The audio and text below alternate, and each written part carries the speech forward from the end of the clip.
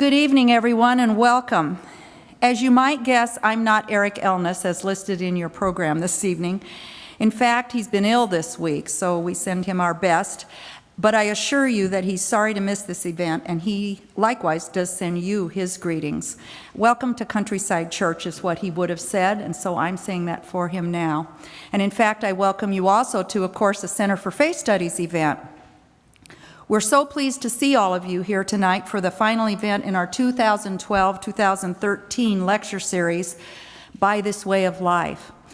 We also welcome all of you who are watching online right now through the Darkwood Brew opportunity. Many of you in this room are from Countryside, but even more of you are perhaps from the greater community around us. Since 2004, we have enjoyed welcoming participants from surrounding states, as well as significant numbers of attendees from other parts of Omaha, Lincoln, Columbus, Hastings, Grand Island, and other nearby towns. It was our goal in 2004 at the launch of the lecture series project to host one keynote lecture per year. We started that first year with Rabbi Harold Kushner, and it was a dynamite way to start, I might add. But from there, the enthusiasm and the opportunities grew to such a point that we were actually able to sponsor 11 lecture events this year. Since our project began, in total, we have hosted 66 presentations here and over 22,000 attendees. Tonight, we welcome number 66 in this lineup, Dr. Mary Pipher and her husband, Jim, who come from just down the road a piece in Lincoln. Please help me welcome her and Jim. Wave your hands. Yeah.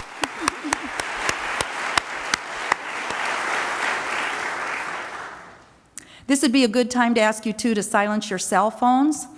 And if anyone needs the restroom, they're out through the double doors and to the left. Go all the way to the far wall, and you'll see the restrooms on your left again. Many of these special events I've mentioned have been made possible through your donations, to be sure, and so I thank you for that tonight. If you were able to make a donation and help us, we appreciate that. But we also enjoy co-sponsorships. We seek and enjoy from other groups and institutions here in Omaha. Not only does this grease the wheels financially for us, but there are shared opportunities then for leadership, promotion, input, and outcomes, which become important aspects of our planning.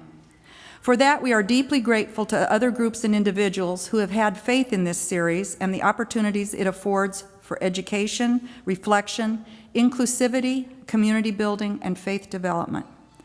The Nature Conservancy, as well as the Omaha Zoo Foundation, found topics and themes in the Green Boat to be important in their concerns for Earth's creatures and places, and they were eager to be promotional sponsors for our Mary Pipher event this evening, and I thank them deeply.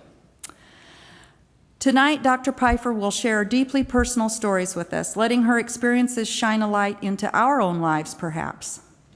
While we're not offering a time for Q&A this time, Mary will be ready to sign books and join in conversation with you over cake and cookies. Please let Mary leave the sanctuary first so that she can be ready to greet you in the commons area, and the signing table will be just to the left out there. Dr. Pipher, it says in her biography, has a special area of interest in how American culture affects the mental health of its people. If you think about the books she's written, you can surely see that theme. It is true that I have interest in the same areas as well, perhaps not as our American culture affects mental health of its people, but maybe more how it affects our religious and spiritual life, our love of God, love of neighbor, and love of self, love of the earth and all of its creatures. I have always been fascinated in pursuing just what makes people tick, as it pertains especially to religion, how we treat each other, and how we talk about big ideas. Tonight, Mary certainly wrestles with some of those big ideas. Sue Monk Kidd, who is very wise, and perhaps you know her as an author, has also spoken here twice. She once said, quote, "There is a time when you are simply seized by tenderness for the world. That's all. When you come home to it, when you decide you want your work to serve some part of that, too." Please help me welcome Dr. Mary Pipher to tell us another one of her amazing stories.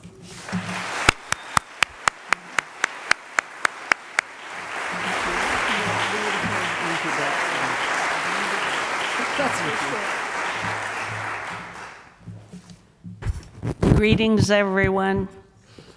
I thank Cindy Kugler, who's so wonderful to work with, and Countryside Community Church.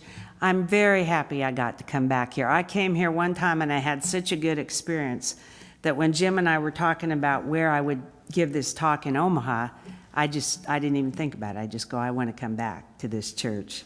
So thank you for hosting me again. It's an honor to be part of this speaker series. I'm glad the bookworm's here. They've always worked with me when I sell books in Omaha. And I thank all of you for coming out on a hot summer night. It's hard to compete with summertime, so I'm really glad you're here tonight.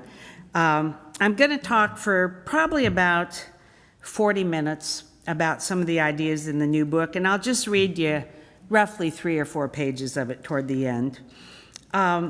The subtitle of that book is Reviving Ourselves in Our Capsized Culture. And it's about how to transform our fear, sorrow, and grief about enormous global problems, such as global climate change, into action, community, bliss, and empowerment. And in this book, I essentially make an argument for civic engagement. I make no promises about saving the planet, but what I do promise is there are some ways we can save ourselves and feel healthy and vibrant in this world as it is right now. I struggled preparing this speech. Nobody really wants to think about these issues, and I want everyone who comes here tonight to have fun, have a good time, and a good experience as you listen to me. And with this topic, it's a challenge to figure out how to make that happen. But I'm going to start with the most difficult material. I won't stay with difficult material very long. I'll quickly move into heartening information. So please put up with me for just a little bit, and there will be a turning in this speech, quite early in the speech. Isaac Denison wrote, "All sorrow can be born if put into a story." And I'd like to begin with my story that led to writing this book. In the summer of 2010, which many of you remember here in Nebraska, I experienced what environmentalists call the oh shit moment. At that time, the Earth was experiencing its warmest decade, its warmest year, and the warmest April, May, and June on record. In Pakistan, it hit a record high of 129 degrees. In Russia, it was 111, and the peat bogs caught fire. In July, the heat index in Lincoln reached 115 degrees for several days in a row. And it seemed that our planet and all living beings were literally gasping for breath.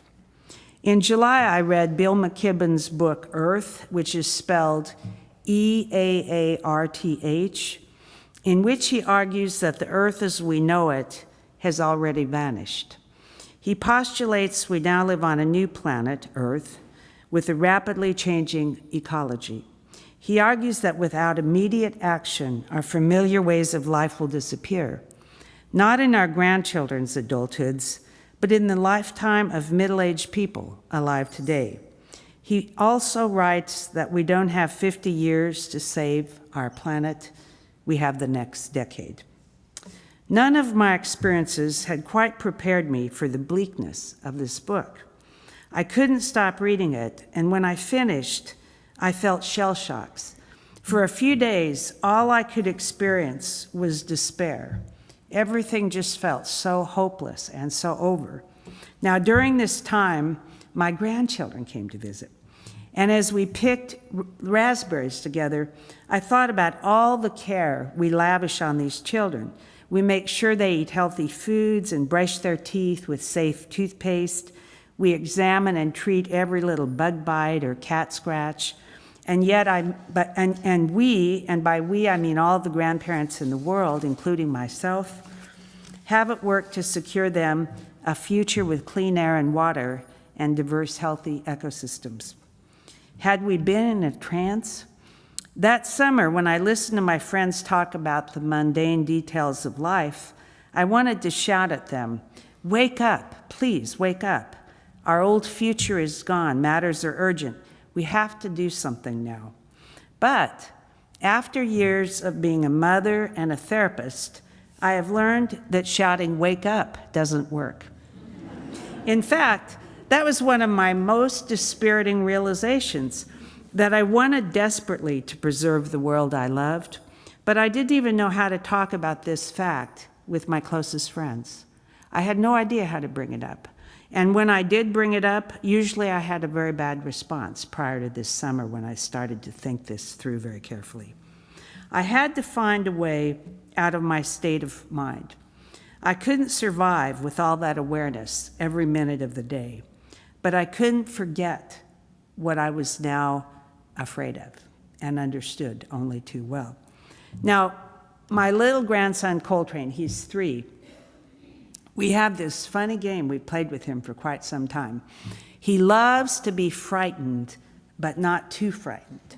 So Jim and I, when he's at our house and we're watching him, we're alligators, or we're sharks, or we're tigers, or we're bears, or he just saw Peter Pan right now, we're pirates a lot of the time.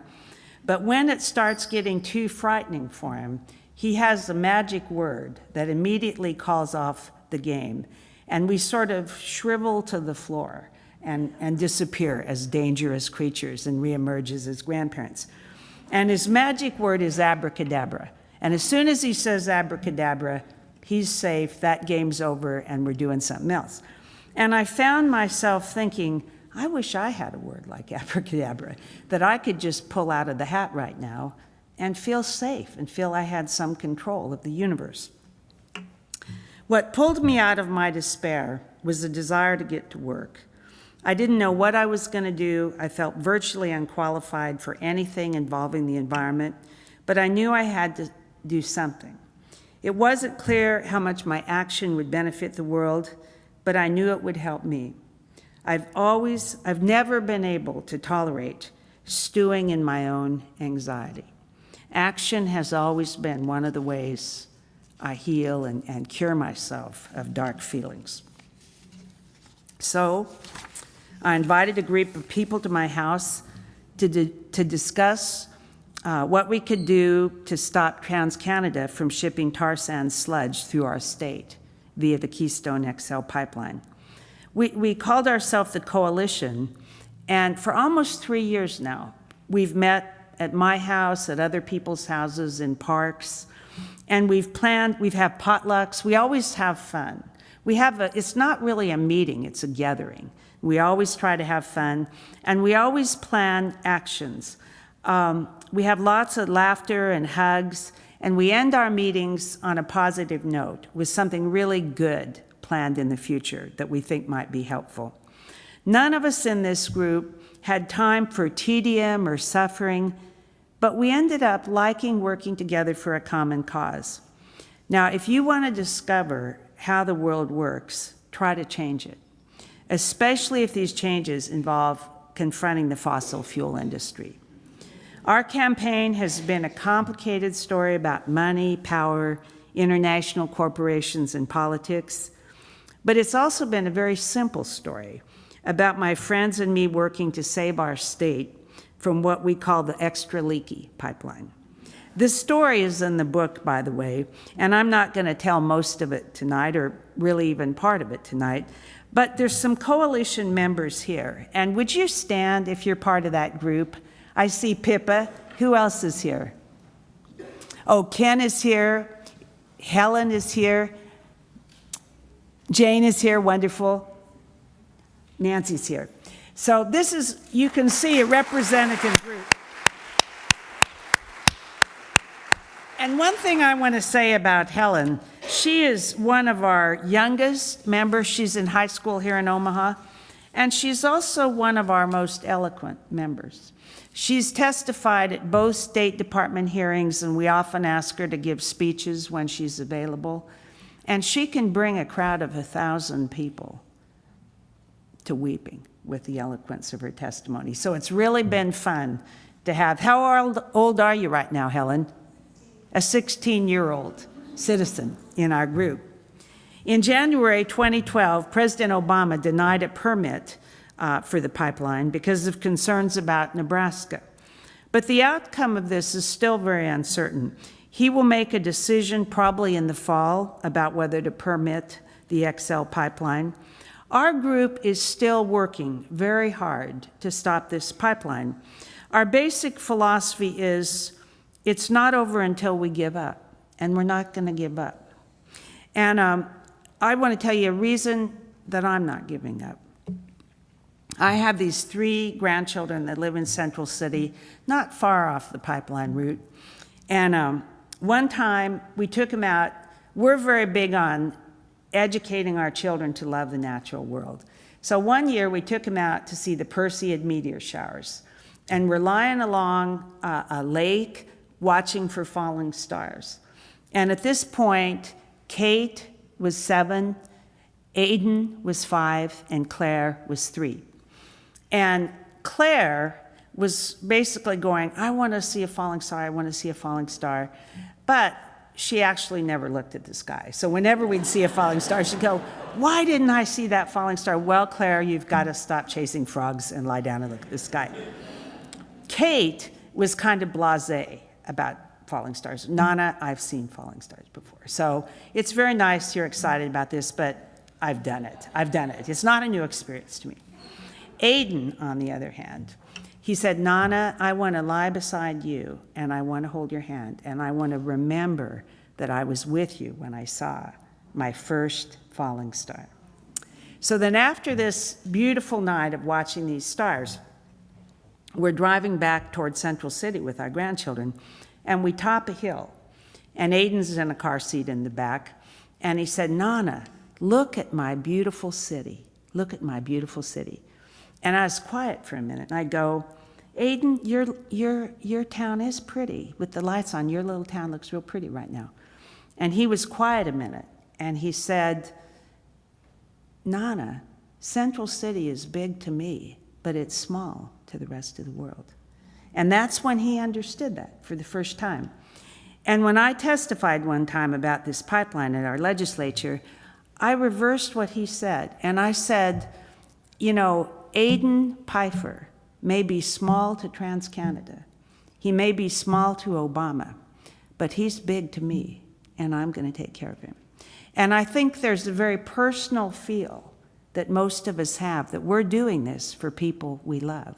And that's been one reason we've been able to persist. Now, I want to change gears a bit and talk about all of us, not just the coalition and the pipeline fighters. Modern life is very stressful. We're bombarded by too much information, too many choices, too much complexity. One way to state our problem is our problem-solving abilities and our communication and coping skills have not evolved quickly enough to deal with the situations we're in. We have Paleolithic arousal systems, Neolithic brains, medieval institutions, and 21st century technology. And it's just a very difficult mix to work with. Right now, the more we connect the dots between events, the more frightened and overwhelmed we tend to feel. One time I took these same 3 grandchildren camping in our backyard, and Kate was the oldest. Now, the other 2 are just loving it. We're only about 30 feet from our house, but they're excited, and it's pretty adventurous in our backyard. And they're listening to the peepers, and they're listening to the crickets, and they're talking about how fun it's going to be to sleep outside. And Kate's kind of going, Nana, I'm nervous. I'd rather go in the house. I don't think this was a good idea.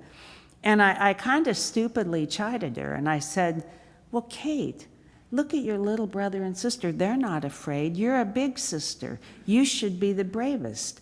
And she looked at me like, Nana, are you an idiot? And she said, they're just little kids. They're too young to be afraid. They don't know what's going on. And that's kind of how I feel sometimes, that the more we connect the dots and put things together, the more scared we feel.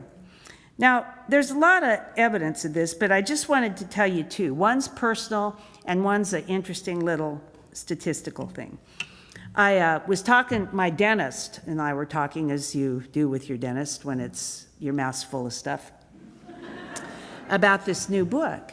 And basically about all I could sort of get out while talking to her was it had to do with stress, the stress of the modern world.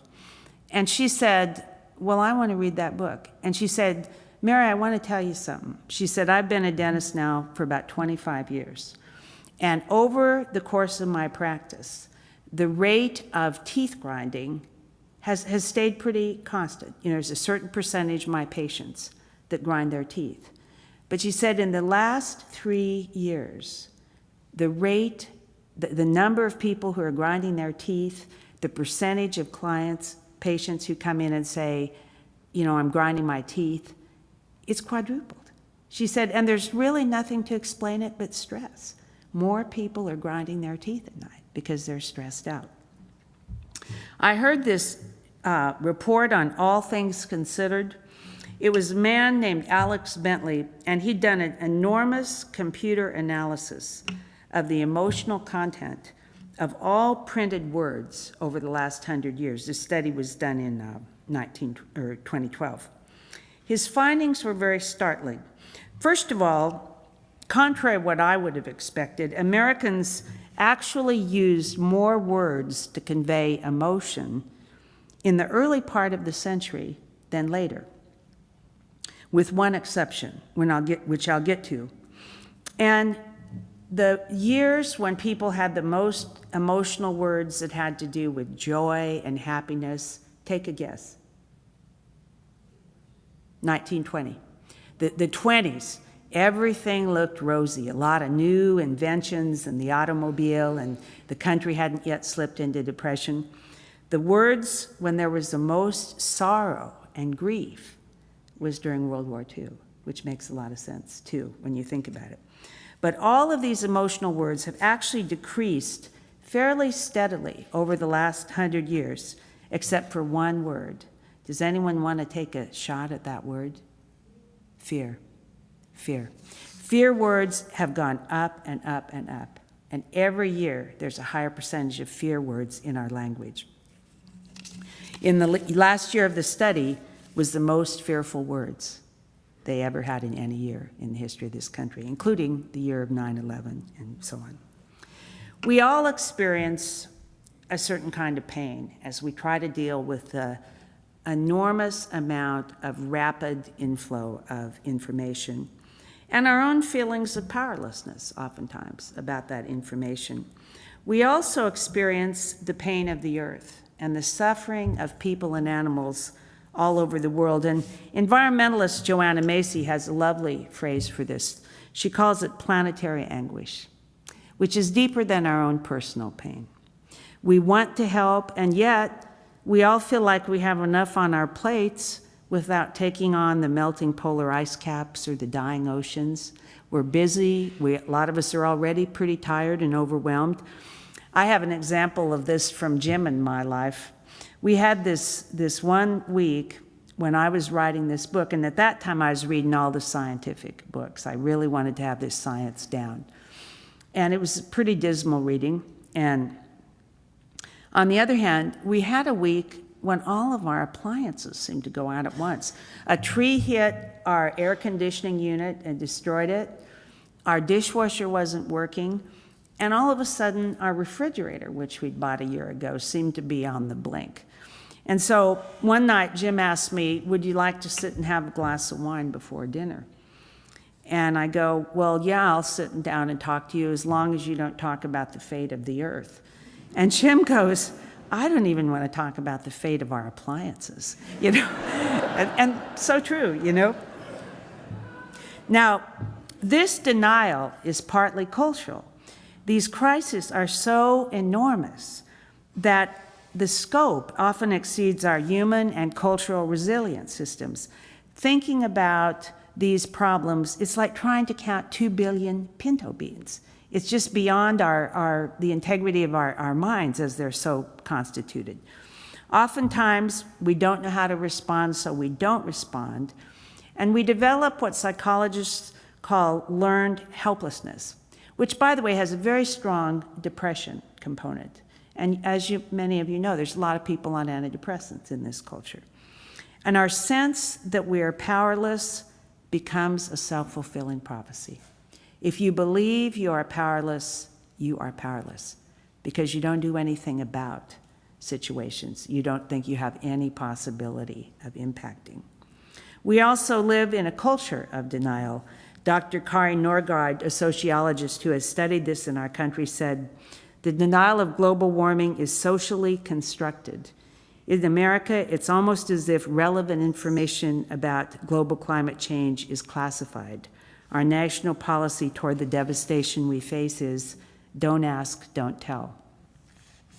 Now, this is one of the things that really motivated me to write this book. I'm a therapist, and I'm quite familiar with resistance, denial, the kinds of ways people avoid dealing with unpleasant truths. I mean, that's most of the work of therapy. In fact, people don't come into therapy and say, I have a terrible problem, I need to stop drinking, and have their therapist go, well, I think that's a good idea. I agree you have a terrible problem. Go forth and stop drinking. It just doesn't work that way. Now, there's a book that gave me a very good sense for what the situation is. It was written by a psychologist named Stanley Cohen called States of Denial. And he studied Germany and the denial of the Holocaust at the time it happened. And he talked about a state he called knowing/not knowing that arises in ongoing traumatic situations. This, in quotes, willful ignorance, in quotes, occurs when information cannot be totally denied because it's too obvious, but it cannot be totally integrated because it's too painful, and there's no good way to do it. And that's the state I think we're in as individuals and a culture as we try to get our arms and our institutions around this. Even the manner in which we talk about it is very odd. We don't talk about believing in the law of aerodynamics or the DNA code or faraway galaxies. By now, the evidence is overwhelming for global climate change, and the scientific community is almost unanimously united. But we still speak of it as if believing in global climate change, we were talking about, do you believe in extraterrestrials, for example? So one of the reasons I wanted to write this book is I wanted to change the conversation from a very tired, unproductive conversation to a conversation of how do we organize ourselves to protect ourselves and our planet. And by the way, a very heartening little bit of information is last week, Governor Dave Heinemann, who has not been a great educator on global climate change in this state, actually signed a bill to study global climate change in our state. And I see that as a great step forward in terms of us coming to some grips with these issues. Now, all cultures have rules about what can be discussed and what can't. And this business of global climate change reminds me of an old joke about the Soviet Union. So here's the joke. Two KGB men were walking together down a street, and one of them said to the other, this is during the most repressive Stalinist time, "What do you think of this system?" And the other one goes, "Oh, I don't know. I guess I probably think about the same thing you do. In that case," said the first man, "I'm going to have to arrest you."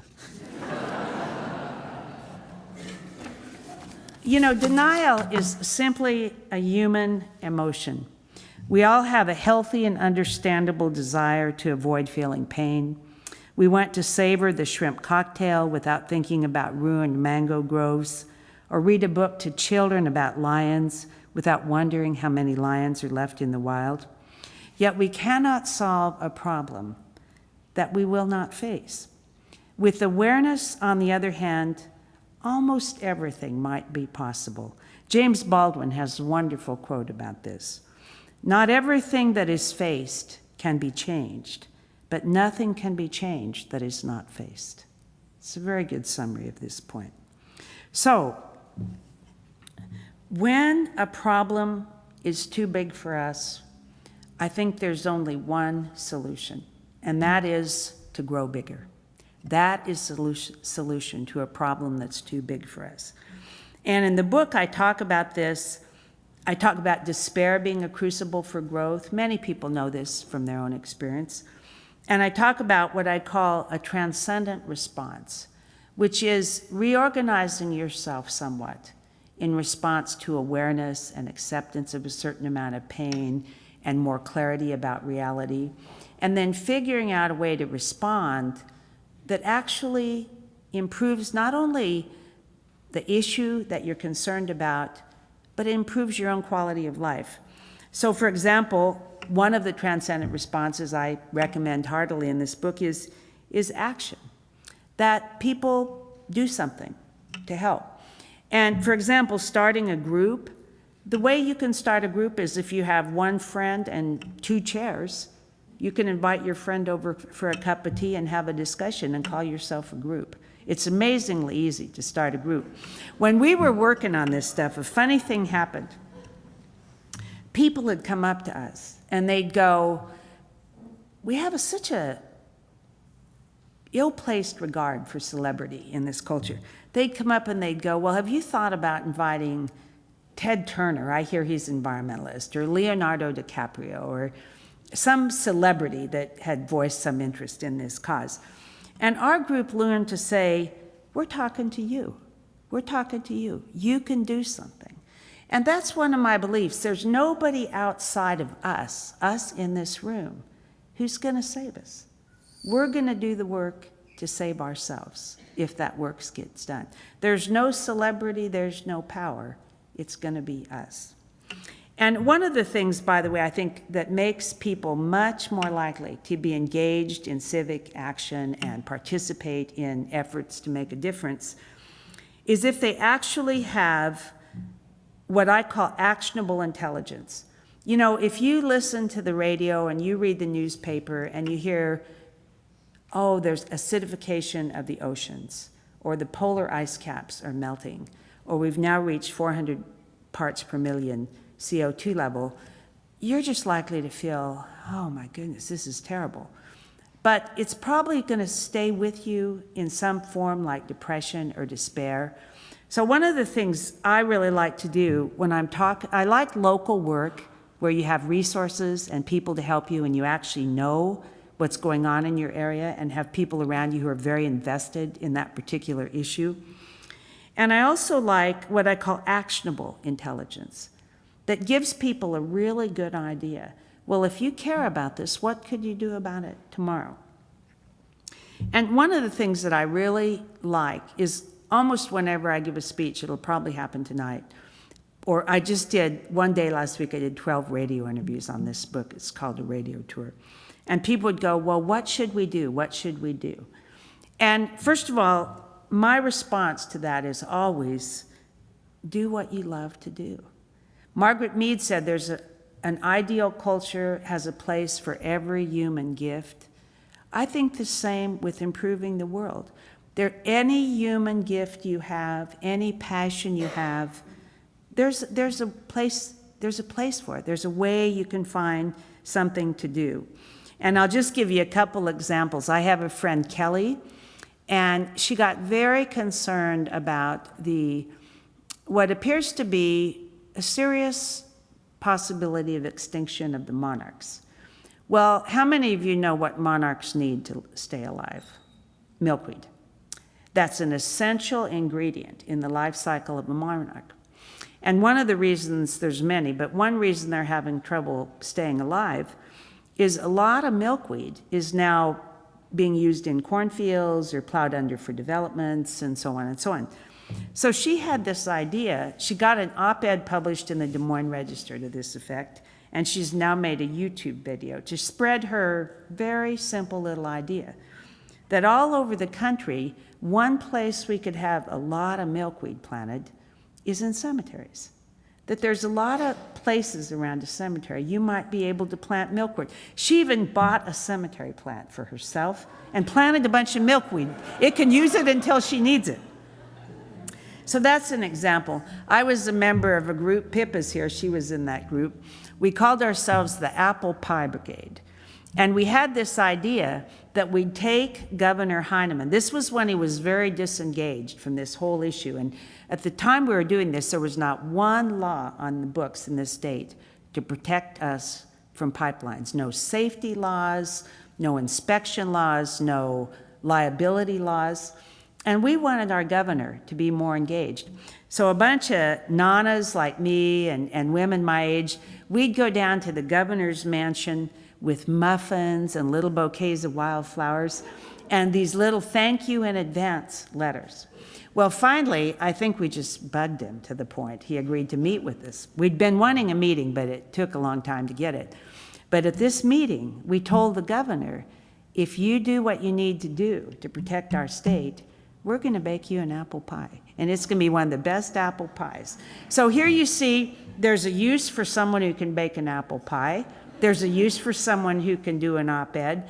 We found a lot of use for people who could build things, for artists, for people who can talk, for people who can call some people together, for people who can fix bicycles. There's all kinds of ways you can get engaged in this particular work.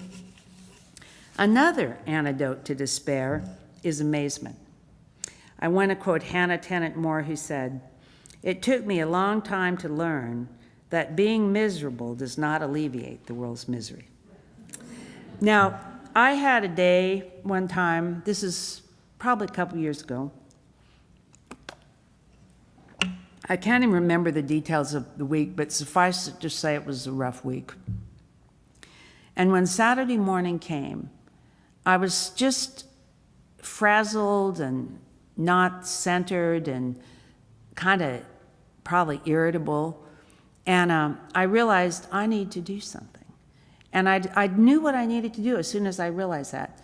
I drove out to Spring Creek Prairie, a prairie near Lincoln where I live.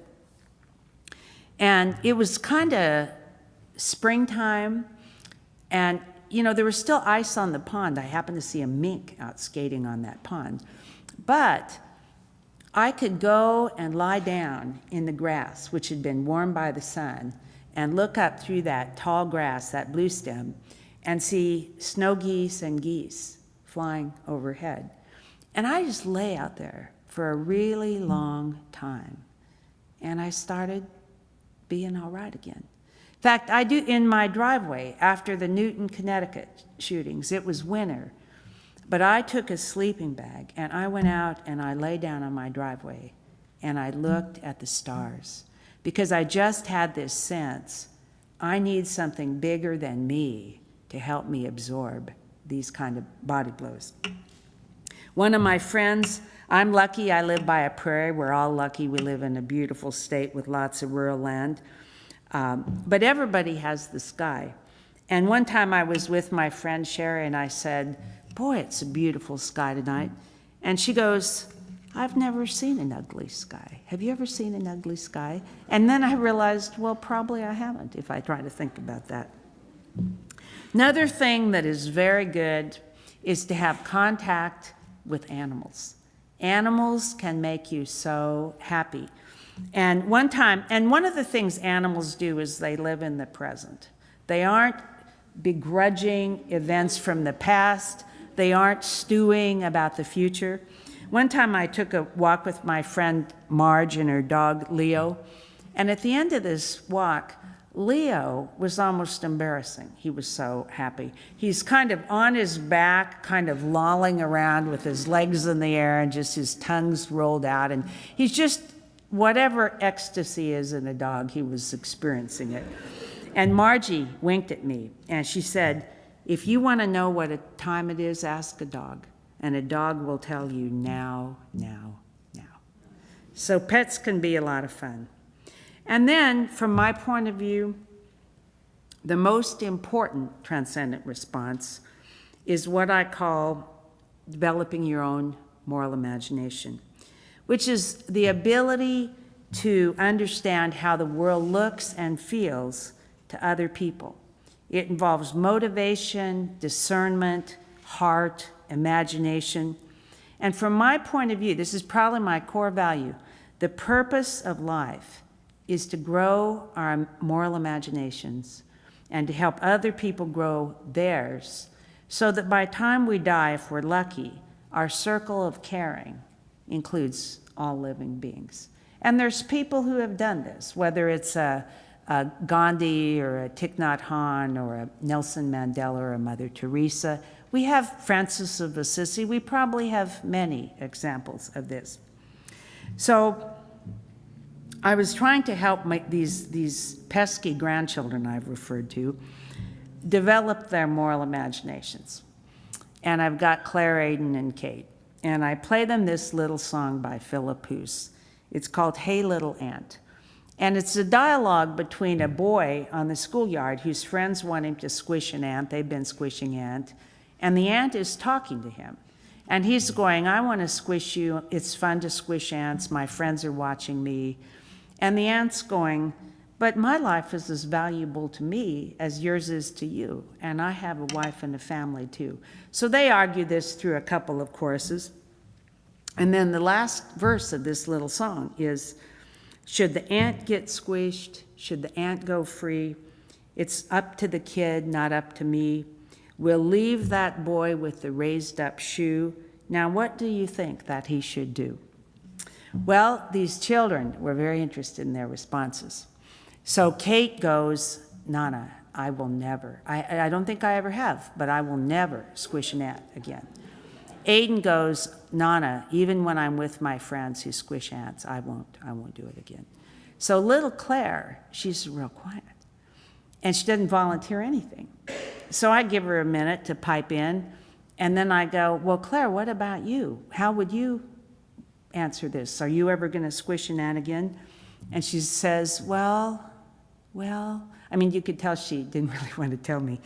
She goes, well, Nana, all I can promise you is this. I never will squish a talking ant again.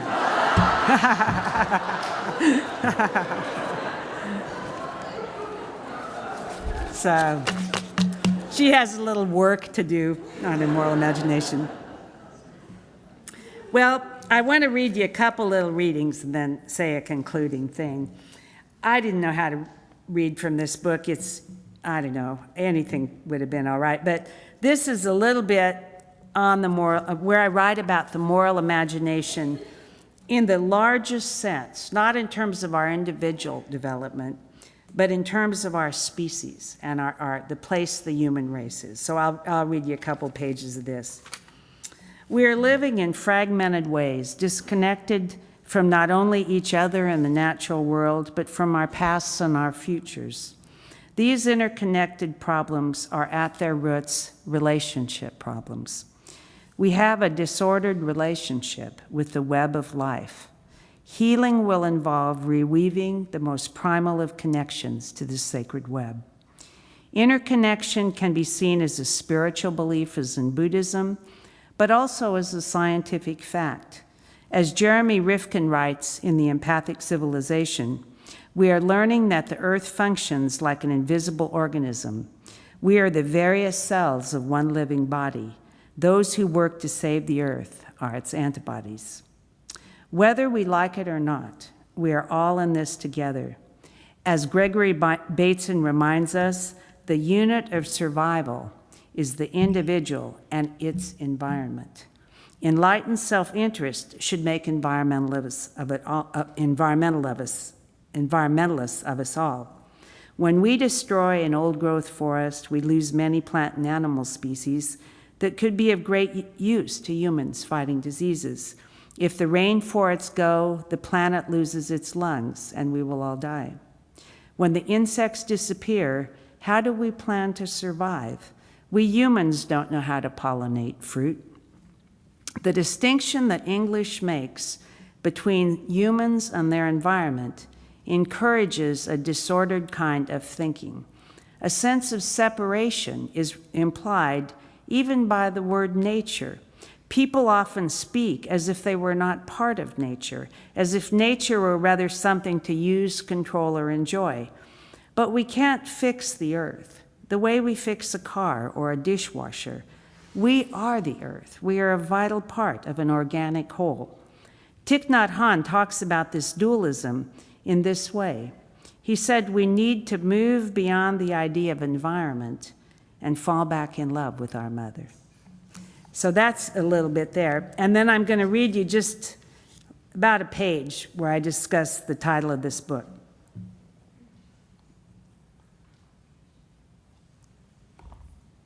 Are you good for about 3 more minutes? This book's title, The Green Boat, comes from the name my husband Jim and I gave our boat-shaped piece of land. Our house sits atop a dam that overlooks the city park. From our deck, we can watch the sun and moon rise over the lake. Great storms roll in from the south and west and explode over us as they move toward the Missouri. The ducks, geese, and pelicans come through in the fall and spring. In the summer, a great blue heron couple nests in the reeds at the south end of the lake. When I work in my garden, I hear the songs of meadowlarks and kingbirds. Bikers and hikers use the trail, and fishermen catch perch and bluegill.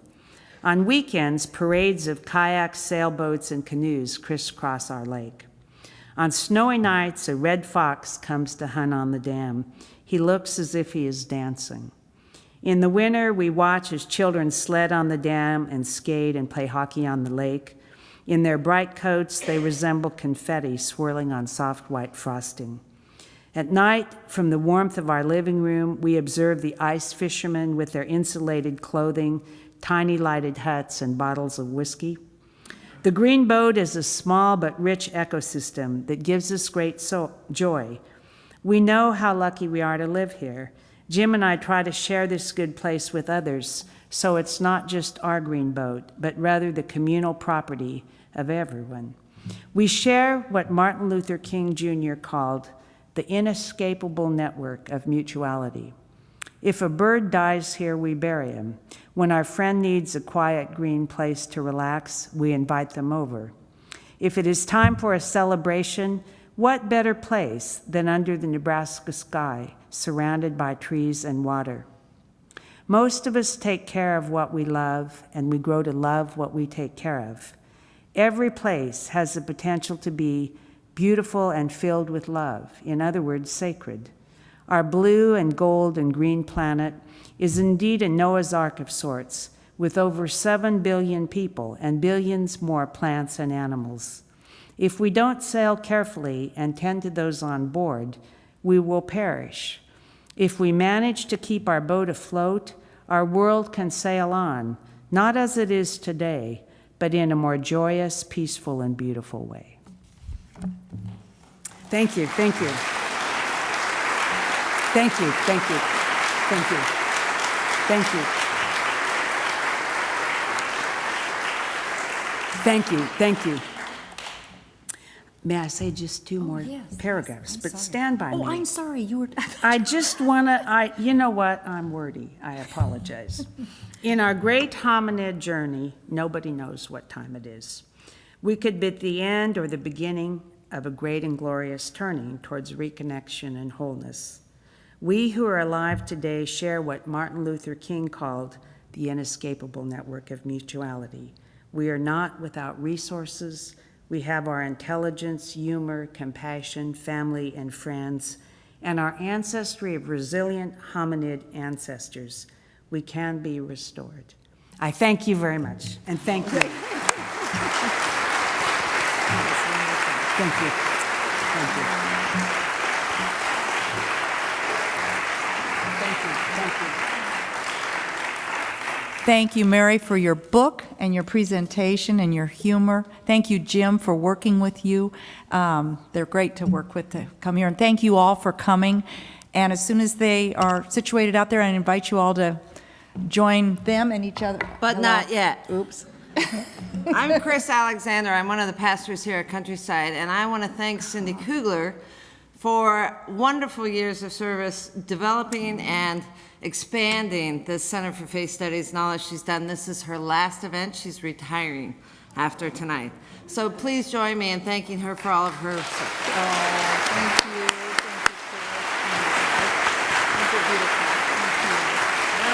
Oh, thank you. Oh, my gosh. Oh, thank you, everyone. Thank you. Thank you, everyone. That is a special surprise. I appreciate it. I want to assure you that the Center for Faith Studies is going to continue. It might be a good place to put the word out again, too, that I hear they are going to put in place an interim director first. And we're casting a wide net in the community for people to consider that job. It's a part-time position, and you can get more information from Chris or from calling the church. That will happen soon, and then they'll, I believe, putting a search committee in place for a permanent director at some point. But meanwhile, the Center for Faith Studies is alive and well and going to go great places next year, too. So we look forward to seeing more of you at those events next year. Thank you.